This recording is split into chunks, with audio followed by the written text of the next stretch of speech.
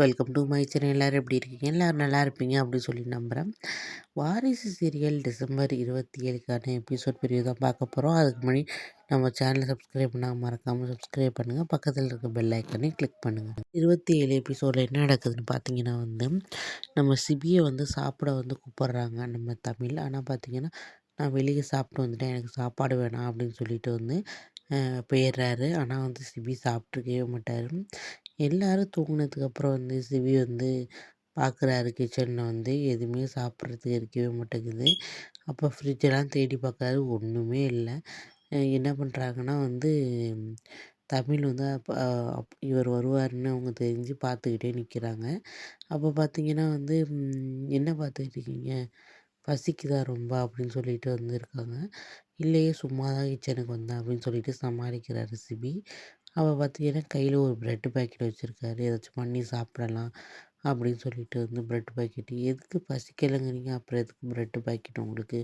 கொடுங்க" அப்படின்னு சொல்லிட்டு தமிழ் அதை வாங்குறாங்க. "உங்களுக்கு தெரியுது பசிக்குதுன்னு, என் மேலே உள்ள கோவத்தை எதுக்கு சாப்பாடு மேலே காட்டுறீங்க? கொடுங்க, நான் பண்ணி தரேன், அப்படி ப்ரெட் ஆம்லெட் பண்ணி தரேன்" அப்படின்னு சொல்கிறாங்க. உடனே இப்போ சிபியும் வேறு வழி இல்லாமல் பசிக்குது, இதுக்கு மேலே தாக்கு பிடிக்க முடியாது அப்படின்னு சொல்லிட்டு ப்ரெட்டை தமிழ்கிட்ட கொடுக்குறாங்க. கொடுத்துட்டு உடனே தமிழ் போய் ப்ரெட் ஆம்லேட் பண்ணுறாங்க.